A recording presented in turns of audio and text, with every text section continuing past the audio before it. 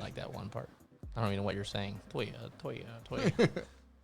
What's up, guys? Welcome along. I'm Nick. I'm Kevin. We are two dumb idiots. We thought we'd have a little fun today, so we are actually live on Twitch. We're going to do this podcast, a little live action today. So Sorry about having to actually see us. yeah, we're going to have to cut out. Usually we can cut out all of Lamb's mistakes, but this time you guys are going to see them all in their raw form. You know what I mean?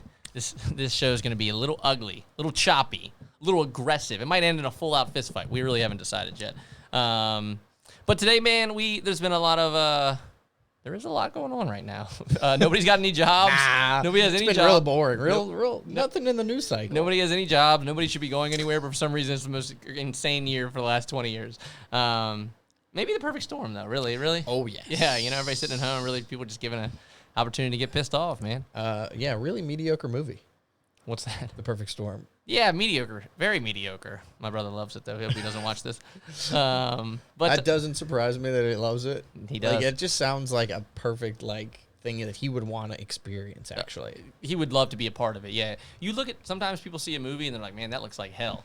That same hell, my brother's like, man, wouldn't you like to be there? And I'm like, Man, you see those waves? That'd be so cool. Like, yeah, he's just like... I'm a little like that, though. Sometimes I see something and I'm like, I know that looks terrible, but that would be pretty cool to be there. You see, even these riots, I'm not saying I want to riot or burn anything down, but, the adrenaline of, getting all fired up or something, I want to be a part of something. I could, Yeah, I get it. I would want to be there. Anyway. I get that whole, you just get sucked into it. I do. But today, man, we've got some funny videos. We've got some funny stories. We've got some weird stories. So it's gonna be a good show, man. Appreciate everybody listening. We always like to start out with a couple shout outs. Some people just feed us stories, give us some really cool things to listen to. Some people just follow along very religiously, and I can't tell you how much we appreciate that. First shout out, got some new followers. Cousin Melissa, we got Trajan. We have Rocco, Buddy George, a good listener. We give him a shout out. Anybody you got? Nah. Nope. There it is. I don't like people. That's the whole list. That's all we got of thankful people.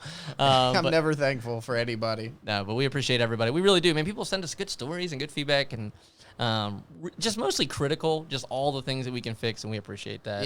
Yeah, it's weird. Like we immediately shred it, but we read it first, Yeah, it is. Yeah.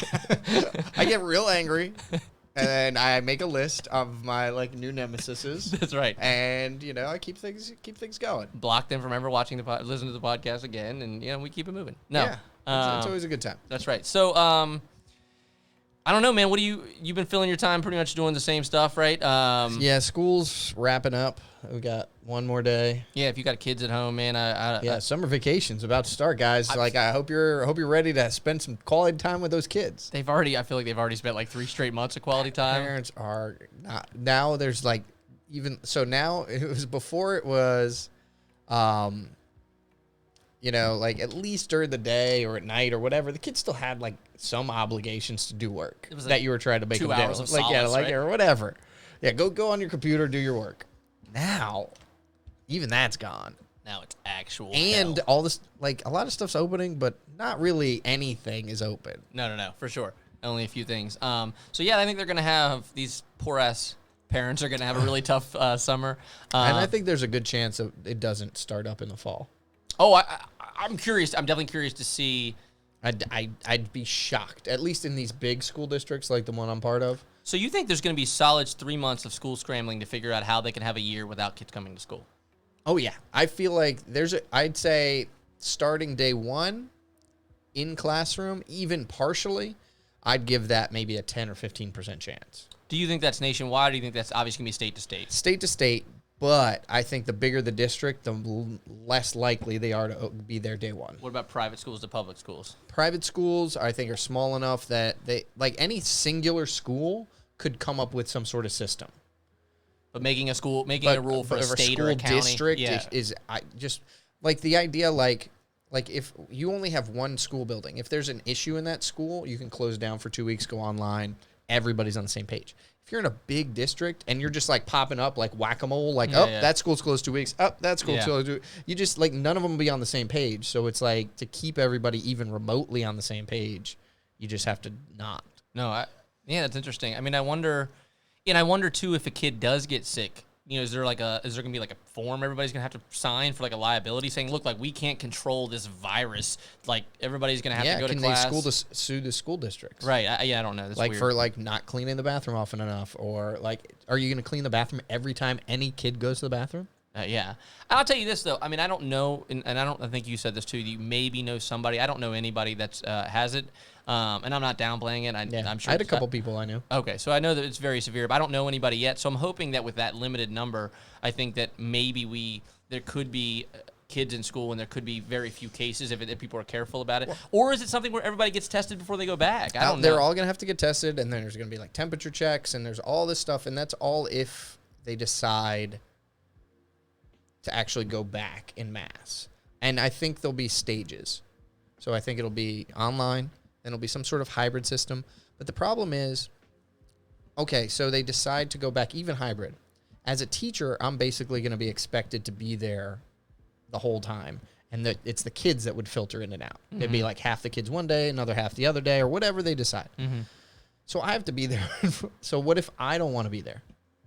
Then you quit and work at 7-Eleven. But no. But I'm saying, can they force me to physically come to the work? Yeah, right. So I'm saying you're talking about even that discussion though is not just teacher related. I mean, that's literally everybody. Then the kids. Like if 20, they had a survey that went out in Fresno last week. They said right now 20 to 30% of the parents already said they don't want their kids going back to the school in fall.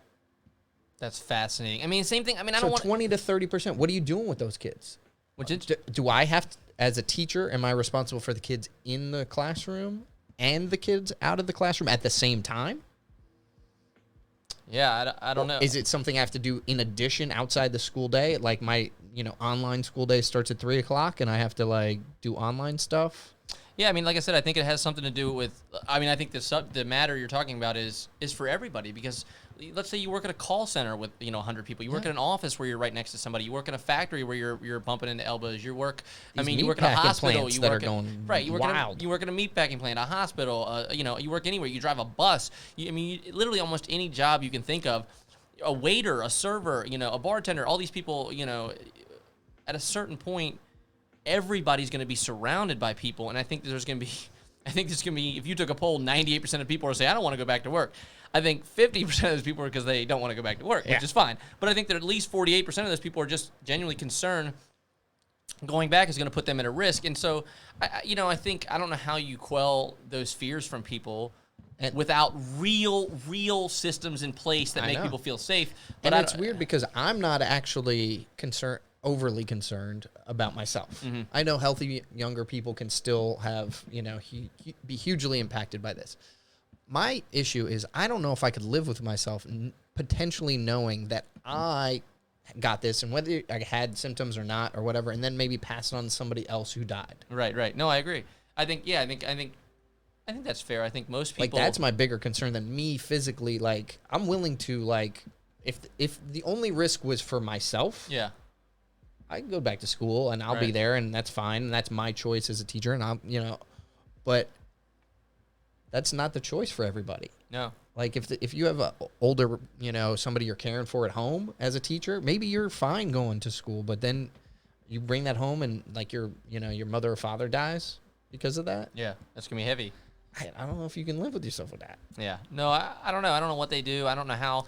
Like I said, I think, and I think we've said this on other podcasts, I truly believe that we will filter out the good companies from the bad companies, the good jobs from the bad jobs, the good employers from the bad employers. And what I mean by that is I think you'll see if businesses really, how much they actually care about their employees or how much they actually care about their bottom dollar. Because a lot of places when you get hired, they love to give you the Kool-Aid right off the bat. We got a really cool lunchroom. We like to bring in snacks for everybody. Once a year we have a pizza party. It's great. Right. We have a pizza party. On your birthday you get a slice of cake. It's we do it all up. We do once a year we do a little grab bag. We give out some goodies. And you're like, oh, this place is really cool. But I think a lot of people online have said the first question you should be asking now is, what did you guys do in the coronavirus, or what's your policies going forward? And I think most companies are still adjusting to, what do we do? How do we make people feel comfortable, bring in new employees, and not lose people and cover ourselves, like you said, logistically. I mean, not logistically, like legal wise. You know what I mean? Well, and I mean, there's always that whole thing. Like, I'm sure some companies out there are great companies, and they want to not bring anybody back until it's 100% safe and all these things. But if your business will close, right, completely without it, is that the better choice? Because then all those people now don't have any job potentially to come back to. Like, you know? I'm curious to see. Like I said, I'm curious to see what the kids do. I'm curious to see how many parents asked, can we do this from home? Because I think you're right. Like, I remember the only thing I can equate it to is 9/11 when I was in middle school. My mom came running to the middle school to make sure that she took us home. She was really scared. And it's like, I definitely remember after that, like, parents didn't want to bring their kids to school for a couple weeks. They were like scared to drop them off. All of a sudden there's that fear of like, I can't even watch these kids, and we don't know if they're attacking schools and whatnot, And now it's gonna be the same thing, but it's real. It's like it's an invisible virus that could possibly grab your kid and infect them. So I think that's definitely real. But let's move on. We always get bogged down in some random conversation, but we actually have some good stories today. Yeah, let's go to some positive. Like the stock market crashing in the last 3 days.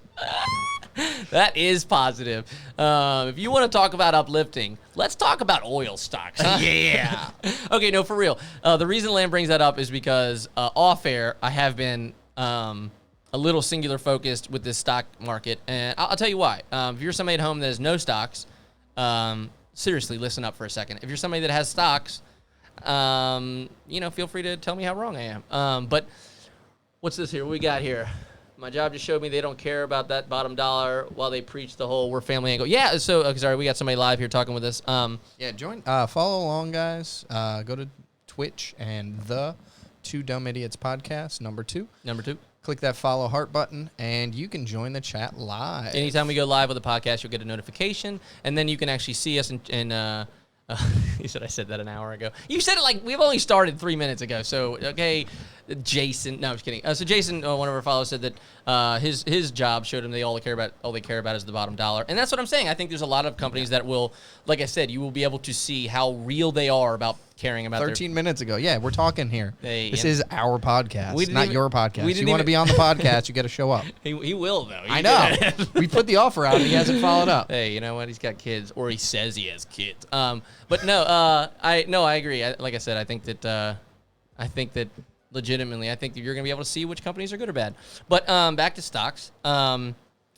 I have a couple stocks I have a couple different platforms in which I trade stocks. I have Fidelity. I have the one app called Robinhood. Honestly, if I had to suggest one, Robinhood is the most incredible stock trading app there is on the market, in my opinion.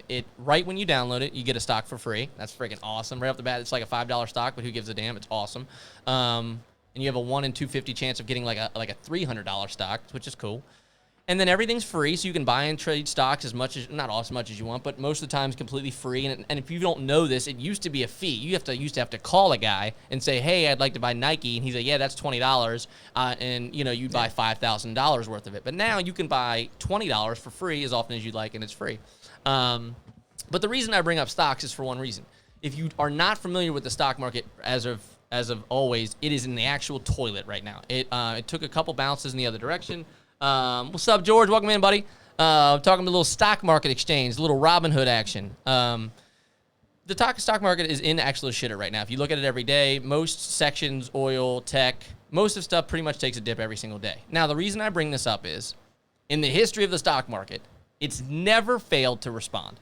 There's never been a single time where it's hit the floor, and within a year or 2 years, it has not vaulted itself back up. So my point is, I know a lot of people are not working. I know, awesome. Yeah, shout out Robinhood. Loving it, Robinhood. They got to use it. The only thing I will say, I did find one negative to Robinhood. What's that? It is not that easy to get your money back out once it's in the app. Oh, I believe that. I think a lot of apps are that way. Like it's like you have to wait like 3 days, and then it's there, and then transfers and takes another like 3 days. So it's not like something you can like pump some money in. And then pull it right back out. Then pull it right back out. So just be aware of that. Right, for sure. But 2 things to that, and I'm not being contrarian. I'm only saying, you're right, you can't pull your money back out. But the 2 things to that is, one, it's a it's a security thing. Like, you're not putting your money into Venmo. You're not putting your money into a DoorDash. You're putting money into a stock where you don't want anybody to have access to your funds. You're putting in bank information, checking information, routing information. So it is important that they get that. But I'm saying, like, I sell a stock. It's like 3 or 4 days before I can even touch that money. Oh, for sure. But that's also really the stock market. People don't know this. People don't know this. But when you sell a stock, it doesn't normally settle for 3 days. So they give you that money being nice. Anyway. So just, I'm just saying, like, Don't expect to throw it in and then just get it right back out. Same if you're Venmo. A daily trader, that it sucks. If you're a long-term investor, it's great. Right, yeah. If you're a daily trader, there's other rules. But if you're a long-term person, you just want to buy a couple stocks and let them ride, that's great. But the reason I bring the entire thing up is that simply because if you, and I know a lot of people don't have expendable income. I know a lot of people right now are penny pinching or whatever. But if you do, if you have $500 in an account, and you're like, man, like I don't have anything to do with it. If you have $1,000 in a savings account that you're doing absolutely nothing with, you put it into an app like this, and you go in and you pick, do a little research, but find 10 stocks, 5 stocks, 2 stocks that you think are interesting that are on the floor. I don't want to call out specific stocks and have people come yelling at me, but an example I can give is Hertz. I was going to say, I'm not saying you buy it, but I'm saying Hertz, I was going to say 6 weeks ago, maybe 7 weeks ago, was at almost $52 a share. Right now, you can get it for $2. You can buy a Hertz stock right now for $2 to $3. I'd be careful with Hertz only because they're about to file bankruptcy. Right, but what happens to everybody that files bankruptcy?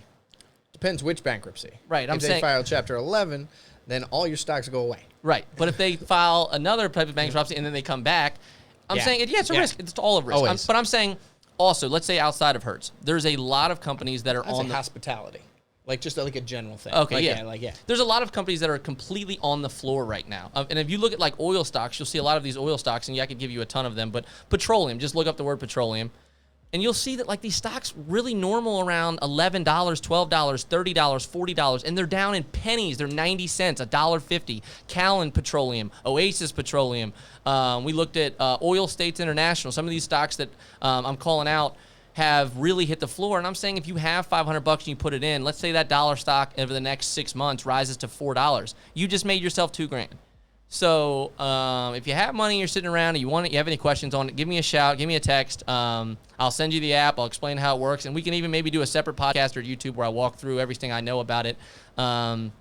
The other thing that I would mention that's really important is the stop limit. I think it's the one thing that I would want to mention. Yeah, this is something you showed me, that I didn't realize was I knew it was a capability. I didn't realize it was capability in the app. Yep, correct. Marathon Oil I have as well. Actually, Marathon Oil is the one they gave me for free. They keep giving me free Marathon Oil stocks, but they've been great as well. Now, the one thing I will tell people that people don't know about stocks, most people, I would say, unless you're an actual trader, the most people fear is losing money. If you can stand to actually look at your account every day, then what you can do is, let's say, and I always give this example because it's very basic. Let's say you buy a stock of Nike, and that stock cost $100, right? Over the course of the week, that stock goes up to $110. Now you've made yourself, I don't know, maybe you made yourself $80, $90, who knows? And you're worried you're going to lose that. What you can do is you can go into the program and you can say, if Nike falls below $1.09, let's say it hits $1.08.99, I want this app to immediately sell every single stock I have in Nike. So that way, as it continues to fall down to maybe back $1, you don't lose that 10% that you just made on that stock. And then when it hits the floor again, maybe 90 cents, you can just buy it again.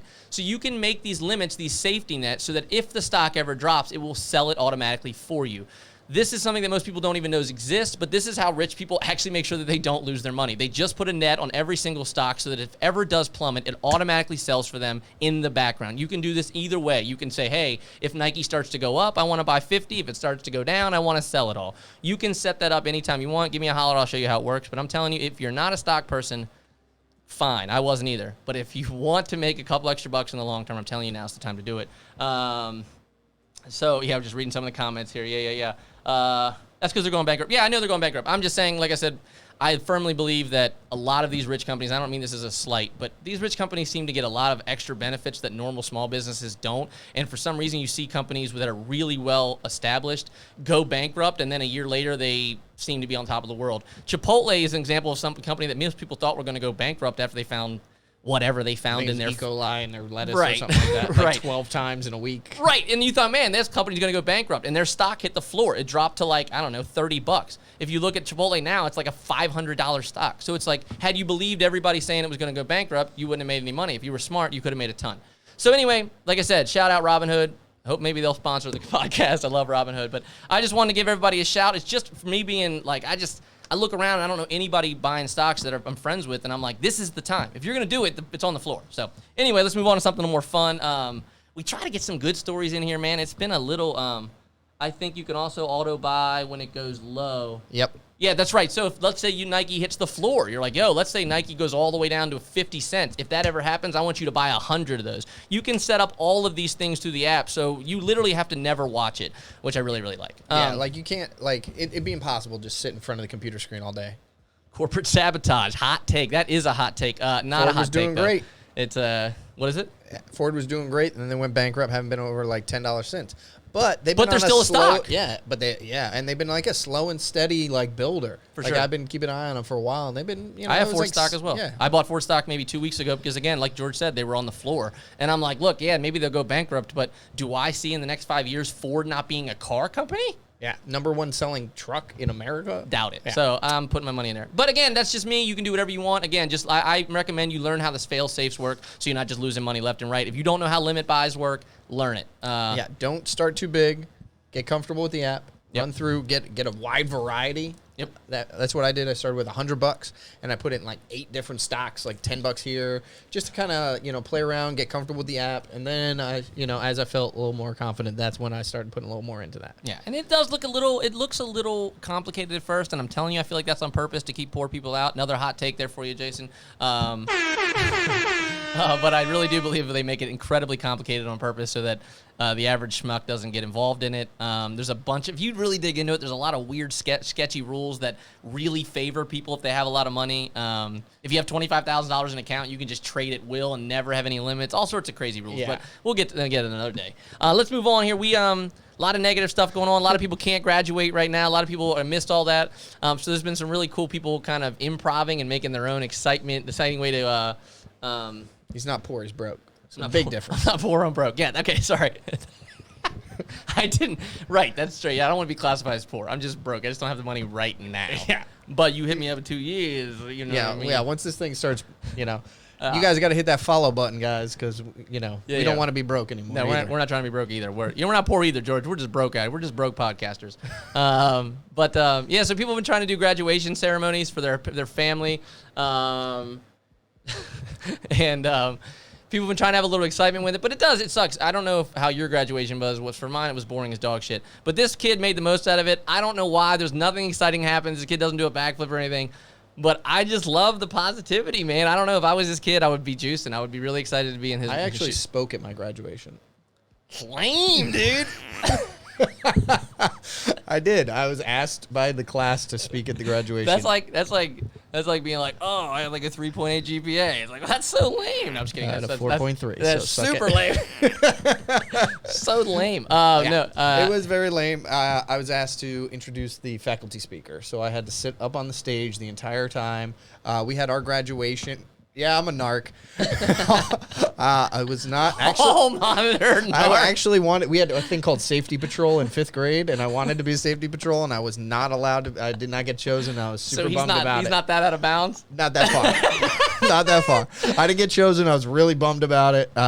George, shout out. Did we have hall monitors? We had actual cops walking our hallway. No hall monitors out this here. is 5th grade, bro. Hey, I don't know, dude. And when you were in 5th grade, you were safety patrol, and you were basically like they stationed you around the school for like the kindergartners to make sure they didn't Gotcha. wander off after school. We had sheriffs. All right. yeah, that's right. That's where our high school was. But yeah, so I had to sit on stage the entire graduation. Did you have to memorize like last names so you didn't butcher them? I didn't say any. Oh. I just had I had to give a speech. Oh, okay. I And ours was- thought you said to introduce somebody. yeah, or something. our faculty speaker. Oh, like I had to okay. go and like talk about him, and then he Yeah. came up and talked.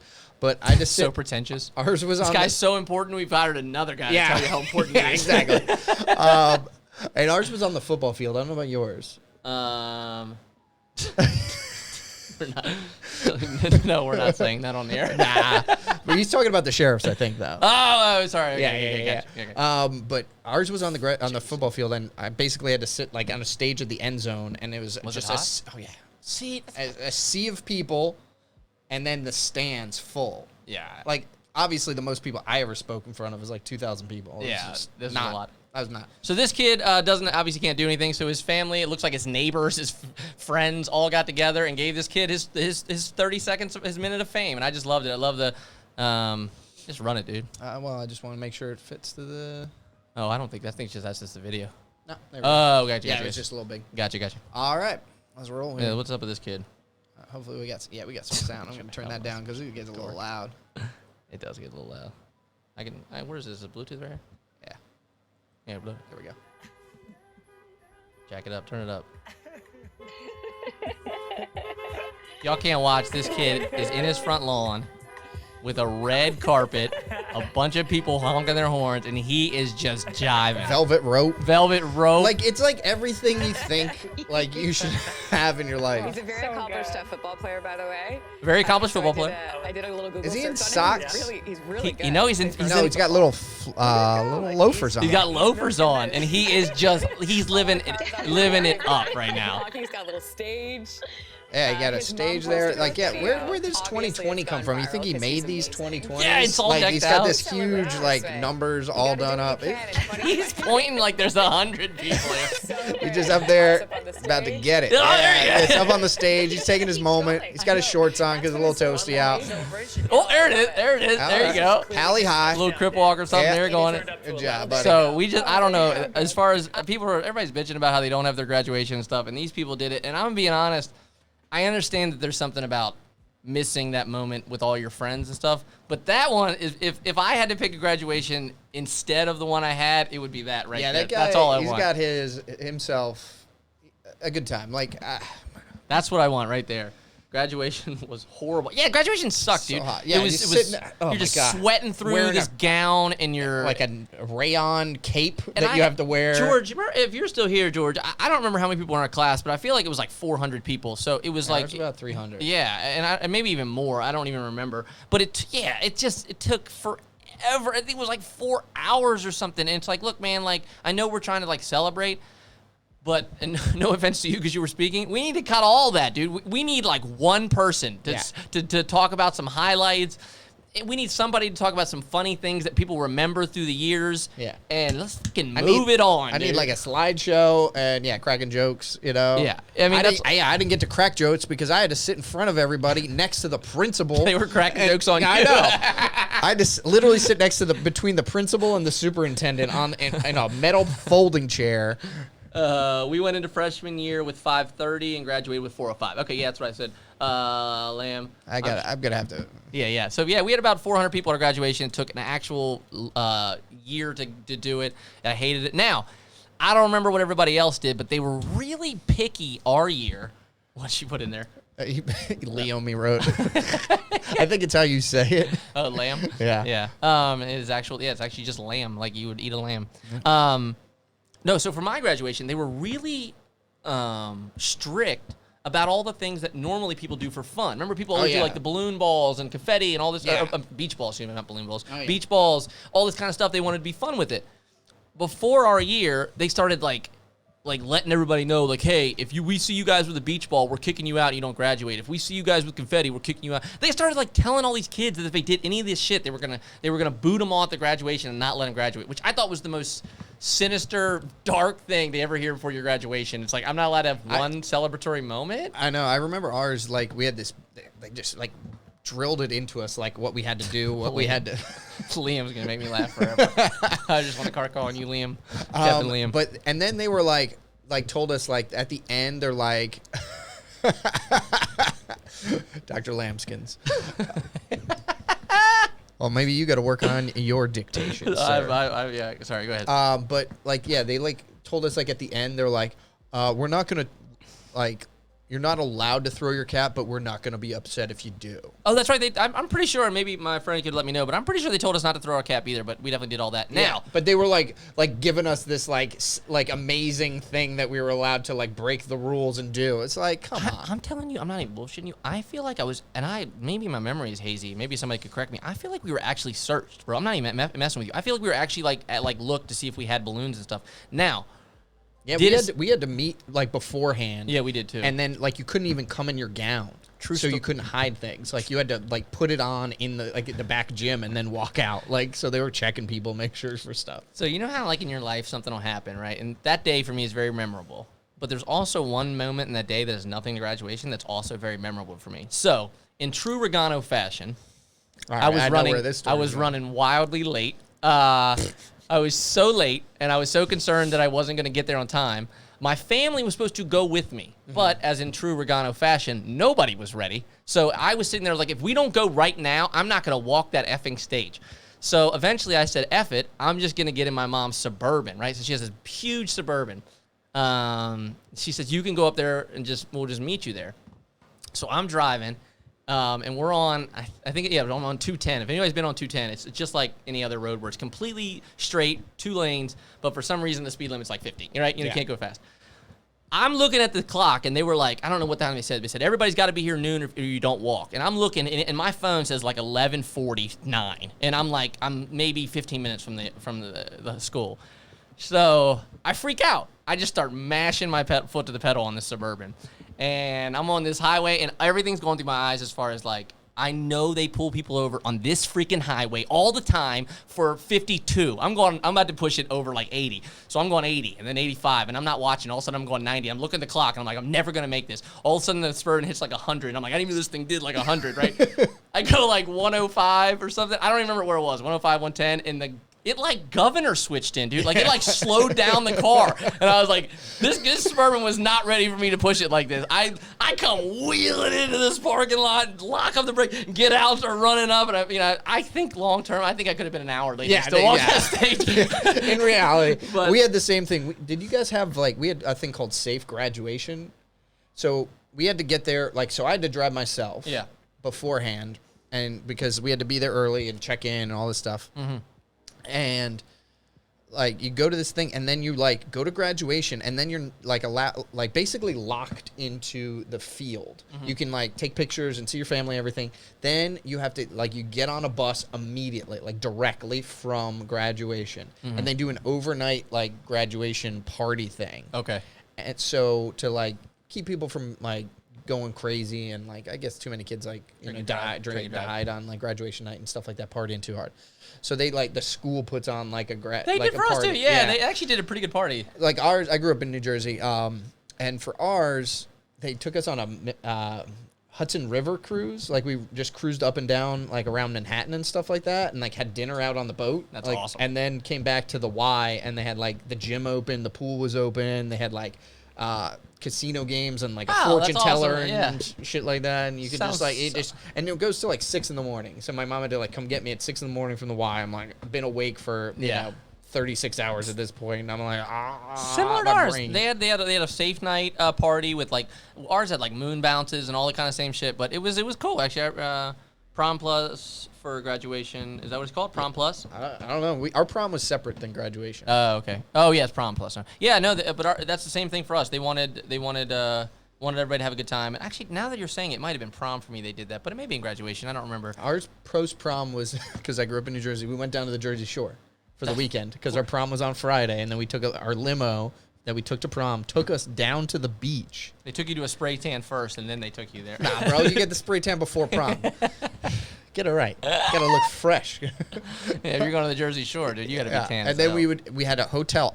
So we were 17. Oh, prom plus is a prom party with no booze. Okay, so Jason, that's what I had then. I didn't have any. I don't think I had a graduation party. I had a prom plus because that's what they did. Everybody went to some little thing, and then you were allowed to have soda. Grad night in Disneyland. That sounds awesome. Yeah, and braided your hair was braided. They braided your hair. Nah, bro. You get the frosted tips. Frosted tips. That's what. Yeah, that sounds right. Actually, frosted tips sounds right. But so yeah, but I don't know how they allowed this in so we were seniors in high school, and we were allowed to rent hotel rooms Sorry, I was laughing. 17 years old, and they let us rent hotel rooms Yeah, I mean, it's with no credit cards, the worst no idea ever. nothing. And like we just literally like we would bring our cars down like the night before, the day before, park them in the parking lot. The limo brought everybody down the next day, It's awesome. and then we partied for the whole weekend at these like hotels on the beach, and then like drove back. That sounds great. Sounds like a good time. See? It was awesome, but it was just really like sometimes I wonder like Austin. Sorry. Yeah. I mean, I'm saying. I mean, I know they started doing that kind of stuff late. I know they didn't have it forever, but I honestly think it's a good idea because it actually it creates this little gap where it's like, oh, everybody's going to Tom's house for this party. Yeah. Oh, okay, cool. Well, I also know 40 people are going to that thing. Yeah. So it traveling does, between things. well, it does, really, but it does pull people into like a party that they don't want to miss out on. Even if they did want to get drunk or something, at least everybody's going to be at this one. Yeah, and then we event. kind of staggered our parties after that for graduation. Gotcha.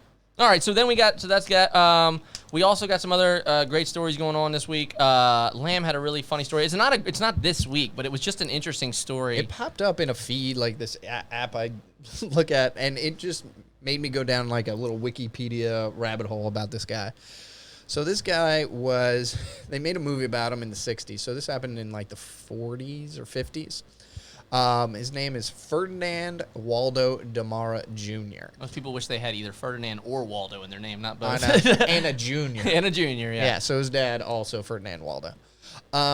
So this guy liked to pose he was a con man, liked to pose as people. So apparently one of his most famous cons that he ever pulled off was he impersonated a naval surgeon for the Royal Canadian What year was Navy. this, you think?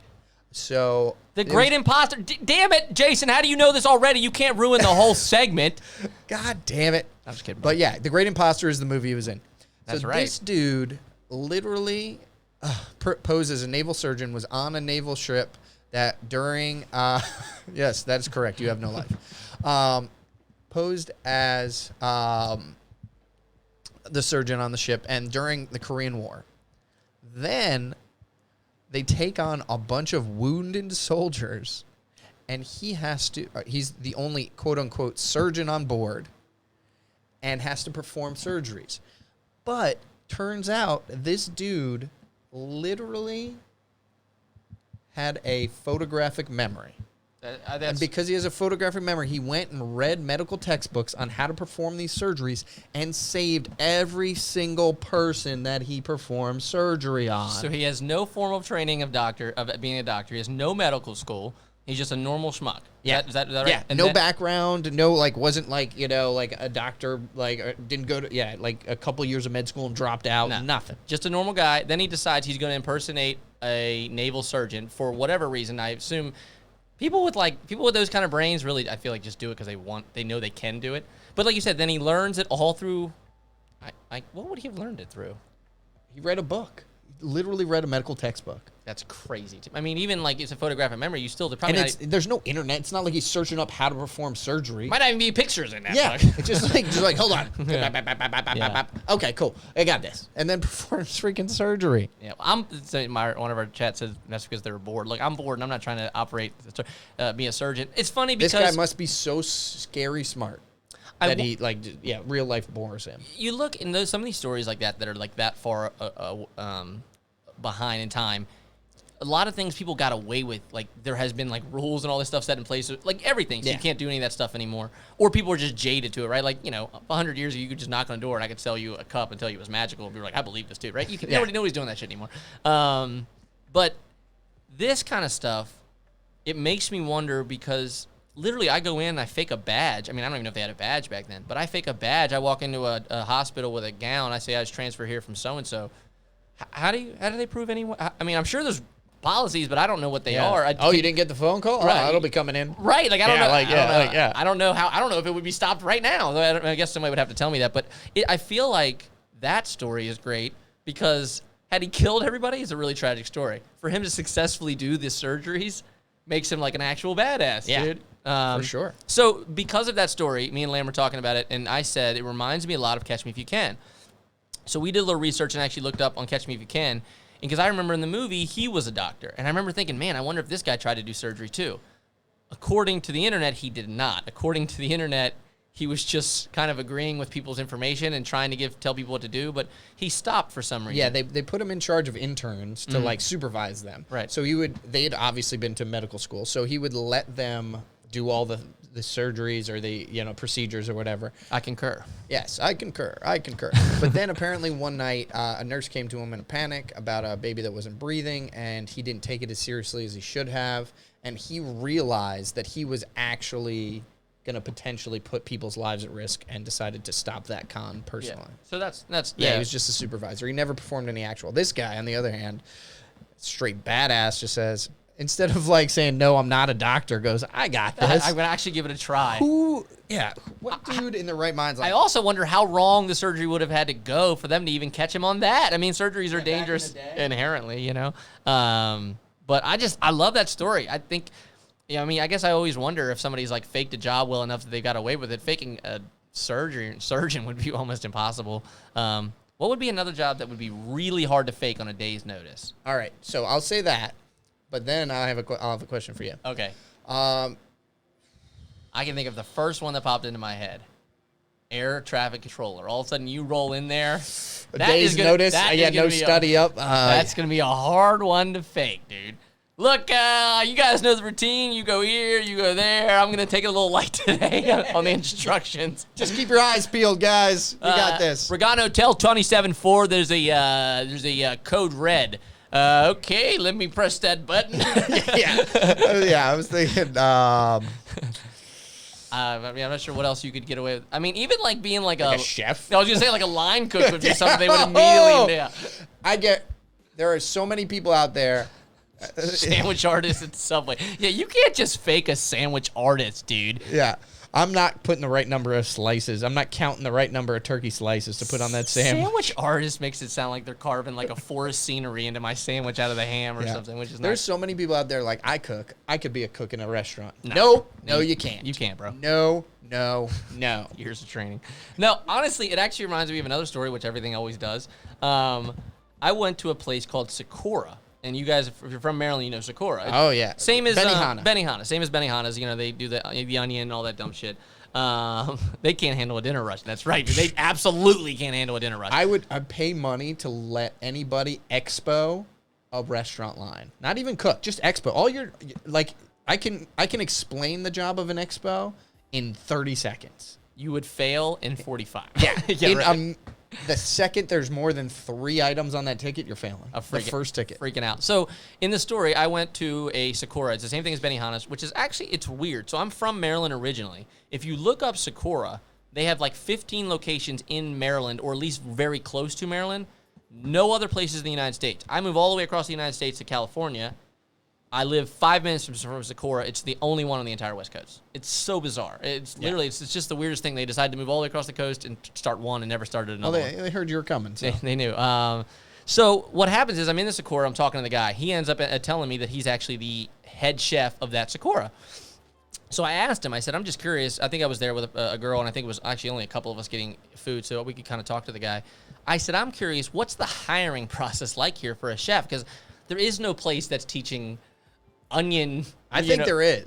Maybe. I think there's like a college they got to go to. Like a bartender school, but like a flat top school. Yeah, man. Yeah. I always thought that the Sakura / Benihana should be doing brunch. You tell me you don't want to watch that guy do some breakfast stuff? I'm saying hash browns and oh man. I'm all on board all tricks. of it. I just don't want all the tricks all the time. I just sometimes want to go. I need some new tricks. I need some personalized tricks. I want some. I don't need what's the food called? Teppanyaki. Yeah. Right. So I just want that without all the show sometimes. That'd be great if there was 2 lines. You're like, I want the shoe, like the whole show, or I just want the express version. I just want this dude come out, head down, no jokes, and just chop it up, dude. Let's just go. Yeah, and do it fast, hard, whatever. Teppanyaki training school. Yeah, there's got to be a teppanyaki training school. I can't tell if he's being facetious, but if that's a real thing, that's what it would be. Some new techniques. That's what I'm saying. I want some personal flair. Right, they've been doing like the onion volcano. They've been doing the egg in the hat. Yeah. The crack over the side. Flying shrimp. Flying shrimp. Every time I go in, they take a scoop of butter and throw it onto the table. Butterfly. Yes, they've been doing all that. They've been running that shit into the ground. Somebody needs some new jokes for these guys. Now, like I said, back to my story, I asked this guy, I said, what's the hiring process like? He said it's difficult. I said, because obviously you're right. There is no place teaching people how to do this. So I have to just get somebody that's a really good chef. And he said, I said, well, how soon can you tell? And he said, usually within a minute. I said, a minute. He said, if I give this guy 5 orders or 8 orders, and I'll put it on the grill, 8 burgers, 8 steaks, you can see a guy that's been a line cook for 10 years not get flustered with 10, 12 orders. And he can keep an eye on all the steaks and make sure that all the temperatures and the burgers, and he's looking and he's chilling. He said he's not sweating anything. He said, you bring somebody in here that tells you they've been a line cook for 2, and they've actually been a line cook for 3 months. He said immediately they get flustered. Yeah. They immediately start to get like, where's my stuff? And is this right? And they're picking it. They're touching things with their fingers. He said they just immediately, fall apart. So not an easy job to get. One time I was in Jamaica, and they have like, I don't know if you ever go to these resorts sometimes. Oh, the resorts are the best. They got like some dude just in charge of like 12 different like styles of food. And they're all these like knockoffs. It's like, this is an Olive Garden, and this is Benihana's. They call it like instead of Olive Garden, it's called like Olive like Grove. Right. And you're like, oh, I gotta see what they're doing here. So I went to one of those one times. This guy had like gotten the job yesterday, or they do no training. Multiple times this guy dropped his tools. He couldn't get anything right. He missed the egg in the hat. He bounced a knife off the table. It landed on my plate. I was like, we are in actual physical danger right here. He went to light the shit on Johnny fire. Hanna's. He went to Johnny Hanna's. He went to light the shit on fire, and there's like that lip that decides the table, and it like burned up the lip, and I'm like, dude, I'm gonna catch on fire or catch a knife in the heart before I get out of here. So I was also, I shouldn't say this because my dad listens to this, but I was pretty messed up. I was pretty banged up. Well, just say you're banged up. I was really banged up. I was in actual physical tears, and I felt so bad because I didn't want this guy to see me laughing at him, but like there was shit flying everywhere. Food was all over the place. He couldn't get stuff on the plate. Sounds like a Saturday Night Live sketch. I was so waiting for the end of it. It's like, you guys got pranked. That was a rubber knife. And I was like, it didn't ever happen. Yeah, and he's like, ooh. It was so funny, and I was like, oh, this is what it looks like if you can't do it. So, great story. Anyway, what else we got here today? We got, just scouring the internet. But actually, let me go to this one first. Which one? The one that we couldn't come up with a title for. Yeah. I came up with a title, but you didn't agree with it. This is Tai Chi. This isn't Tai Chi. That's right. So I scour the internet for weird articles as well, and this one just actually gave me a real chuckle. So this story takes place in Australia. This just happened to me maybe a couple weeks ago. Well, actually, it happened a while ago. The judge just ruled on it about a week ago. So the story is there's a guy in Australia who, I'm trying to tell the story in a politically correct way. This guy's in Australia was looking for some sexual services and decided that Facebook would be, which is weird, would be his best avenue for this. So he put a post on some site, I guess, that's into this kind of stuff, and he said, I want somebody to like really kind of, take charge, like just burst into his house, maybe beat him up or whatever, but, essentially keep it sexual. He wanted 2 guys to break into his house. The weirdest part of the story, I wish I had it in front of me, was that he wanted somebody to take a broom handle and run it around him, which I thought was hilarious, which is weird anyway. But anyway, so finally he said, I'll pay somebody $5,000 if they come into my house, make it look like it's a real robbery, tie me up and do these couple things. They don't have to like actually get sexual or nothing. They don't have to touch me, nothing. They touch me with like a broomstick, and I'll pay somebody $5,000 if they make it real. And somebody saw this post, got his buddy, and said, yo, we just got to break in this dude's house and take a broomstick and kind of touch his genitals with it, and then we can roll. And the guy was like, all right, that's on $2,500, easiest bucks ever made. So they get like ski mash, they get like a machete, maybe like a baseball bat, I don't know. Definitely a machete. That's in the story. But then they went into the wrong house. So then they like get this guy's address, he gives them the address, they break in the wrong guy's house. This guy's cooking breakfast at the time, or cooking lunch, or I guess it's breakfast. Doesn't even come to the door. He hears the door open, or somebody kicks the door open. He doesn't even open. He said that his friend always shows up every single day around that time to make coffee, which I thought was a really weird part of the story. Like you said, like he's like, this guy's got a Keurig machine. It's unbelievable. Well, I mean, like you got a pretty fancy coffee maker there. That's in true. In your place. Maybe maybe if you got a neighbor or something that comes by. If he's bringing his own pod, that's fine. You can't be rolling in here drinking all my damn coffee. I'm just saying, maybe he throws you $20 every week or something, and just. So weird story there, but yeah, he was expecting a buddy, but he didn't expect 2 guys in machetes and ski knives. So he turns around. Apparently, the guys with machetes and ski knives, or with ski masks, were really nice. Apparently, they said to the guy, "Hey, sorry, what's your name?" And the guy said, "My name's John." Or whatever. He's like, "Oh, I think we're in the wrong house." And apparently, the one guy without a ski mask or a machete leaned over and shook his hand and said, like, "Yeah, really nice to meet you. We'll see you later." And so they left. And this guy said he was so scared that he thought like these people were going to go attack somebody else that he called the cops. So this went to court, and they were saying like, these guys broke into your house, and they actually said that he was not guilty. They understand that he came in with a knife. They understand he came in with a weapon. And they were charged with, intent to harm. But once they found out that he was just going to the neighbor's house to touch him with a broomstick, judge was all right with it. Judge was like, "Yeah, you're off the hook." So I love the story. It made me laugh. I applaud the judge for being reasonable.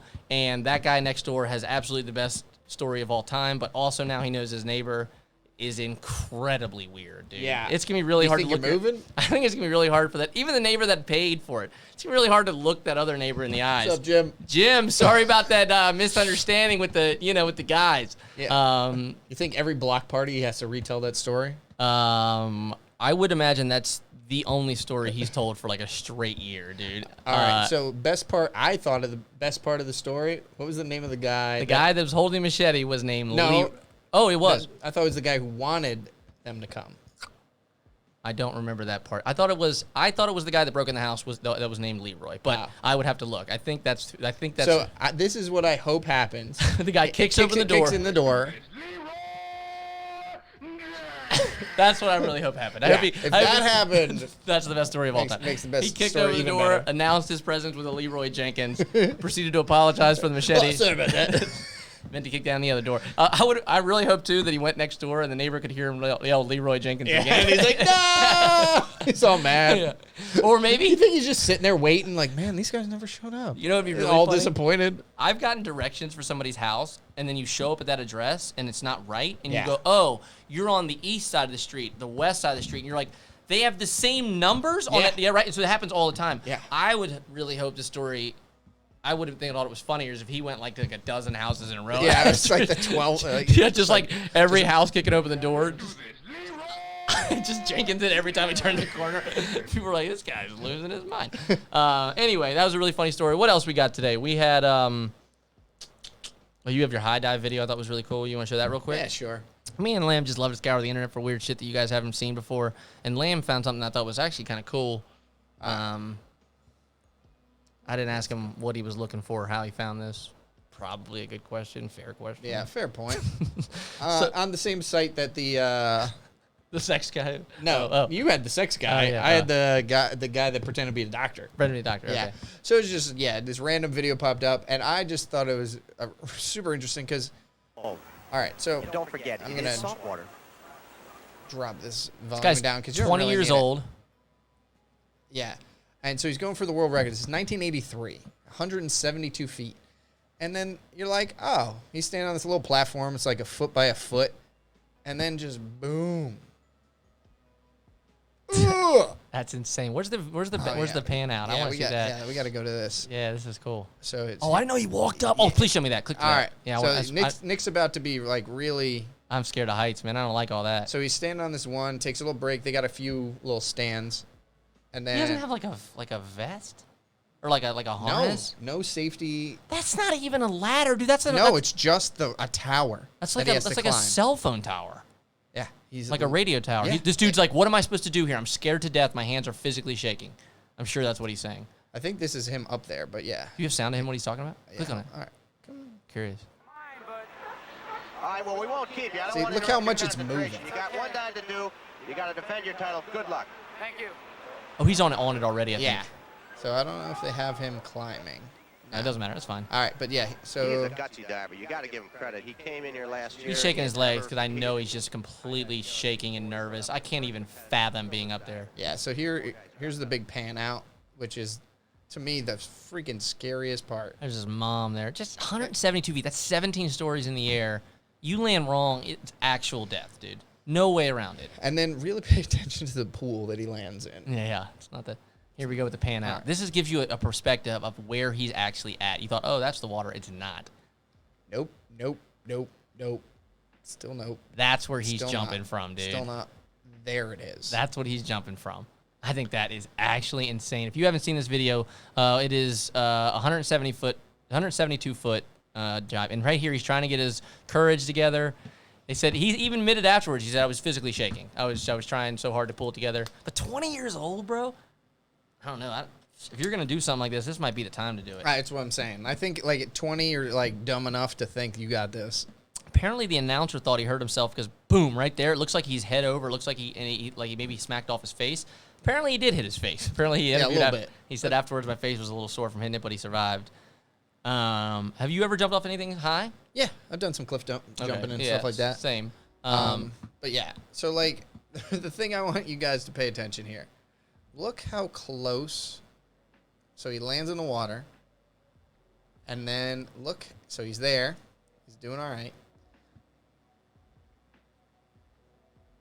1, 2 strokes, and he's standing up. That pool is like maybe 20 feet across that he had to hit. It's insane. Nah, to me. F that. So apparently we also looked up, this record was broken 5 years ago. Yeah. So his record stood for pretty much 20 years, 22 years it stood. Somebody broke it and went 20 feet higher. That's actually insane. There's a... That's a tank at like SeaWorld or something. Yeah, exactly. Yeah, I agreed. That's a tank in SeaWorld. It looks ridiculous. It doesn't look anywhere near big enough for somebody to land in that.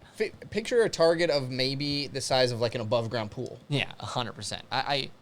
I've jumped off a lot of things before. I've jumped off bridges. I've jumped off cliffs. I've jumped off everything. I would say the highest I've ever jumped is like 40, 50 feet maybe. And I'm saying even from that, because what happens in the air, you start to lose your balance, and everybody starts to do this. You start to do that like kind of that penguin wobble with your hands, and then you forget to tuck them. So as soon as you hit the water, they just smack, and then just everything from your armpit all the way in is just bright red. 172 feet, you might break your arms. Oh, for sure. I've also fallen off one of those things.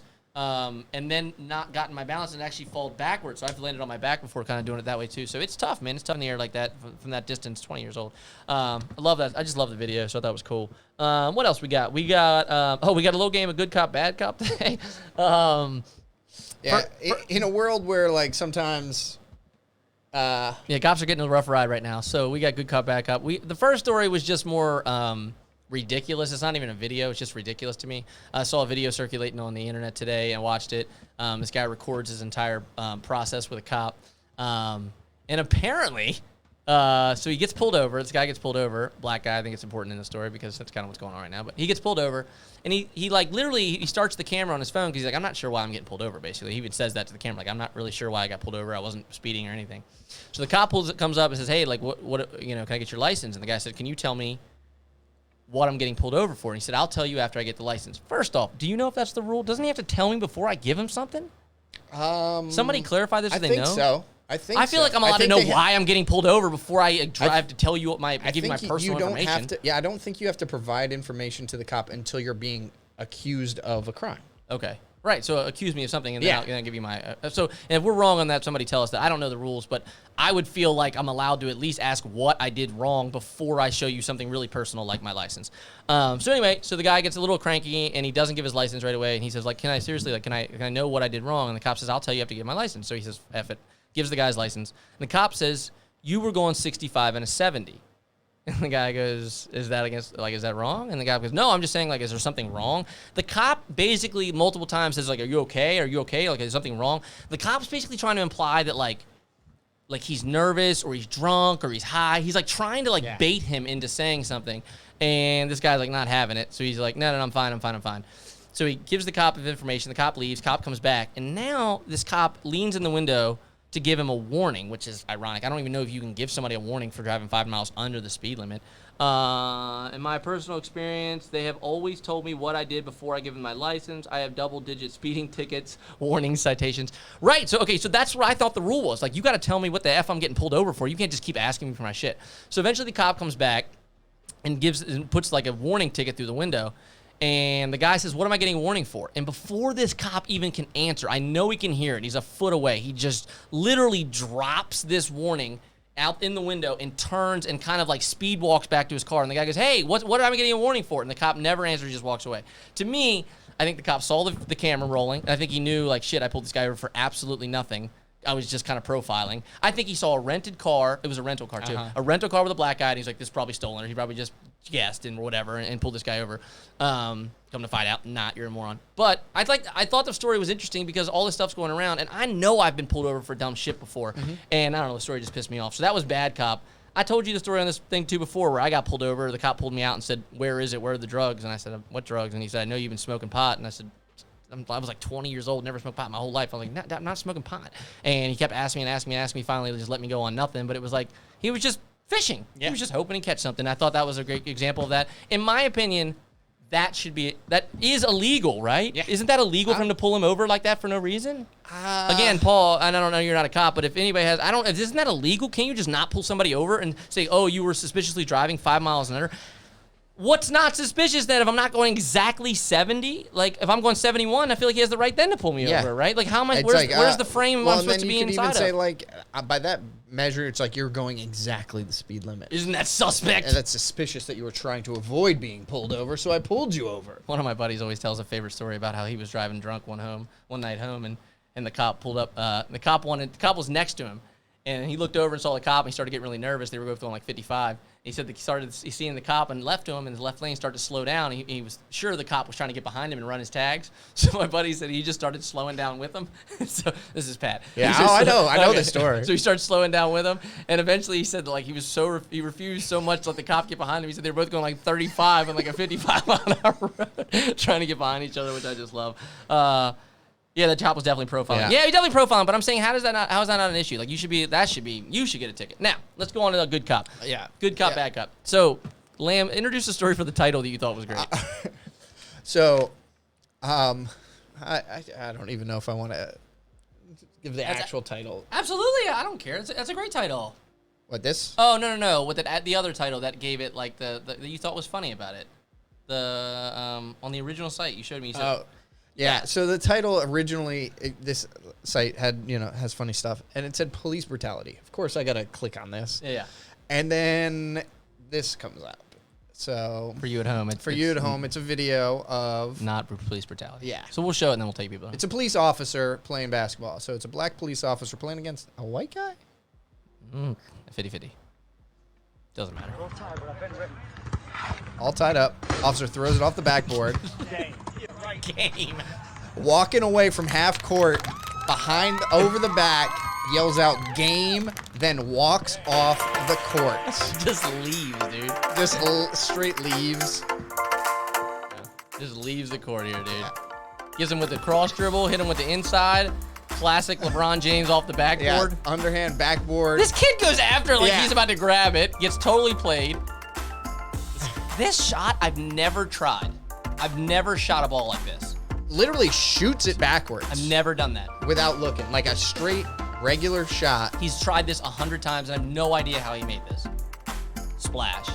Not even off the backboard, nothing. Splash. Calls it out. Game. Now that's police brutality right there. That kid got brutalized on camera, and then the cop doesn't even give him his chance to run it back. He's like, I'm out, dude. I'm gone. He just walks off Literally like a just badass. walking off the court. Love it. That's yeah, we're not saying all cops are bad, so we got a good cop, bad cop. Yeah, we need some good cop stuff. We Good want cop, some bad good cop stories out there. Yeah, good cop. I feel like the cops got to get involved in the community a little more. You got to talk to the people around town. Got to know what's going on. If you know the people in your town really, really well, it's going to be really hard for you to arrest them and be over aggressive with them if you know them. I think that's true. So, well, not arrest them, but just be too ridiculous. So, a cop story ish. I was in high school, and one of the cops in town was I wrestled in high school, and one of the cops in town was the head coach for the wrestling team, one of our opposing wrestling teams. Mm-hmm. So we saw him, outside of his police uniform doing stuff. So we had a relationship. One day, for whatever reason, we're waiting for practice to start, and he was there, like, watching one of the basketball games, and he had an officer at the game. Mm-hmm. Comes back into the wrestling room in full uniform, and he was like... couldn't wait for this moment, right? By the way. I was like... I mean, he couldn't. He couldn't wait. Yeah. So he comes back in full uniform, and he's just, like, kind of just, saying stuff to us or whatever. He's like, one of you guys want to try and take a shot on me? And... me being the dumb young kid I was like, I'm in. Look at this old fart. I was like, how many times am I going to get a chance to just, like, free shot at it. Like, so I dive in, go for a takedown. I think he was very surprised I actually went for it. Yeah. And I didn't just kind of half. Yeah. Because he immediately put a stop to it. He was so ready for it, huh? Well, not ready. no- But he was ready for no, that I- move, though. No, Yeah, no, he wasn't ready for the move. Oh. But then he he ready. reacted. He got ready. and he got ready, and then but it was a blast. That's awesome. Yeah, Yeah, that's right. yeah. It's like the ping pong story. It's like they go in there thinking like it's gonna be fun, and once you take it seriously, they turn it on, and yeah. then you get And I rolled. realized I was like, oh, this is a grown man, and I'm a child. Yeah, yeah. He looks like a grown man. Like I talk about, they have like these like haggard hands. Yeah. Yeah. Like how do they get so big? You know, like when do I get haggard hands? Working through like a lineman, just like working like wires. It and is, just like, yeah. like, Just, like picking rocks up for 30 years. I don't know why. It just looks ridiculous. Yeah, look at your dad's hand. I don't have those hands. I got like these like I'm still waiting for mine. I feel like if I just lift enough or Yeah, like- punch walls enough, maybe they'll just Yeah, get rip bigger. enough drywall out with my bare hands. Like, what do I gotta do? Smash bees in the picnic tables. Like, yeah, whatever. What do I need to do? Somebody tell me how do I get man hands, because I do not have man hands. I love that story. So what else we got? We got PS5 announced today. That was kind of cool. So PlayStation fans, PS5 was announced today. Not announced, but they showed like some stuff. They showed like some game trailer. If you're not a gamer, fine. But if you're not a gamer, the only reason you should care is We'll let this roll for a while. In Yeah, the let's- background. yeah, Nothing really happens perfect, for yeah. another This 10 is minutes. yeah. We're just playing the video that they released today. You can move that mouse that goes away. Yeah. Appreciate it. They released this video for the PS5. What is interesting if you're not a video game player is this is essentially a computer. In order for these video game makers, Xbox, PlayStation, to try and catch up, to try and be ahead of the next generation, they realized that a lot of people were switching to PC simply because the graphics are better. You can play faster. You can play every game. You don't have to be and people don't know this, but like certain games you can't play on the other console. So if you like Spider-Man, you can't play that on Xbox. You like Halo or something, you can't play that on PS, or vice versa. So there's a lot of that. So people like certain games, but you're limited. People have moved to computer because now you can play everything. So what they have done is PlayStation. I mean, they have built this device. It stands upright like you would see a computer, and essentially that's what it is. Apparently, it has a lot of that kind of that same hardware as far as graphic cards and things like that. Now they showed some video today of what the actual gameplay for some of these games. Not a lot, very, very limited. Very little gameplay. Very little gameplay, just a lot of like kind of, like you said, kind of animations for what the game. So that's what it actually looks like right there. That's a PC as far as I'm It's like concerned. a straight alien, just badass thing. Right, and somebody said it's also a hell of a lot easier to upgrade a Yeah. PC year to year. And this is what we talked about. Because what happens with a normal PC is after like, I don't know, 3 years of having it, your SD card's a little out of date or your whatever's a little out of date, you need more RAM, whatever. So people can upgrade. Xboxes and stuff, they can't do that. Like, you're stuck with the system for as long as you're stuck with the system. These, I don't know if you're going to be able to sub parts in or not. We actually talked about that. I don't know if you're going to be able to do Yeah, that if or they not. made some sort of modular systems where they could upgrade them, like maybe even just like an add-on, Right. like a second graphics card or something that you can plug in, like that it can run just to like upgrade. Like, I feel like these systems could have a lot more legs. Yeah, and so when I look at this, and I told Lamb, I said, what I see on that screen is obviously a computer, but I also see people using it the way that a lot of my friends use their systems right now for an all-inclusive kind of media center. I have an Xbox in my room, and yeah, I use it for video game, but I also mostly, a lot of the time, use it for YouTube. I use it for Netflix. I use it for Twitch. I use it for all these different apps that you can use throughout the Xbox, and you don't have to like go and get another system. And it's like normally you got to download this crap to something. I think this PlayStation is like a computer, and I don't know if they're going to have a browser in there, and I don't know if they announced that today.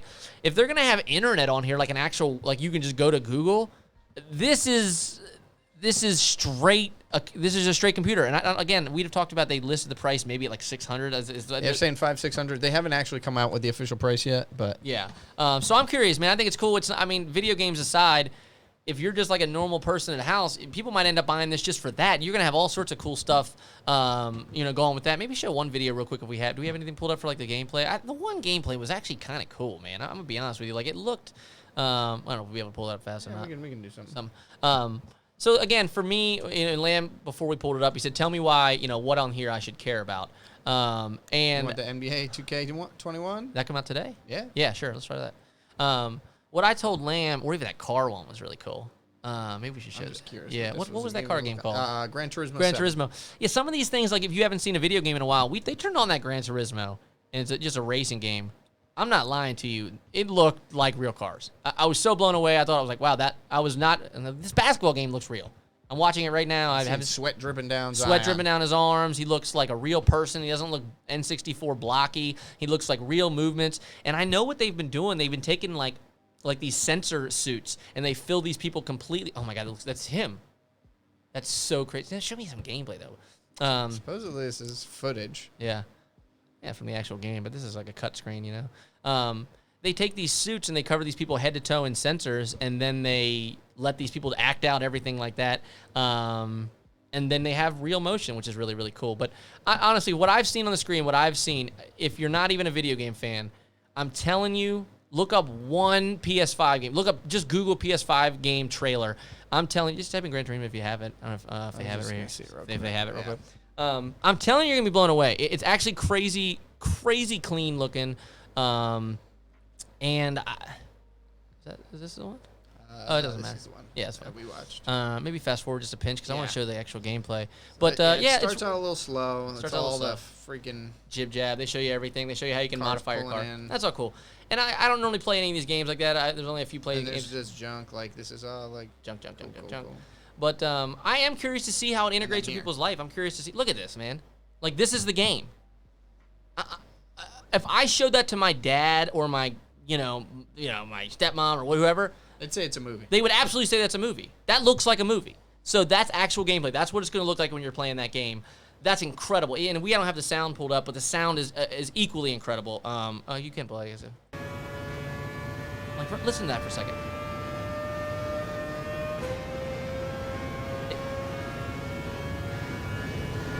You can hear the wind going by the car.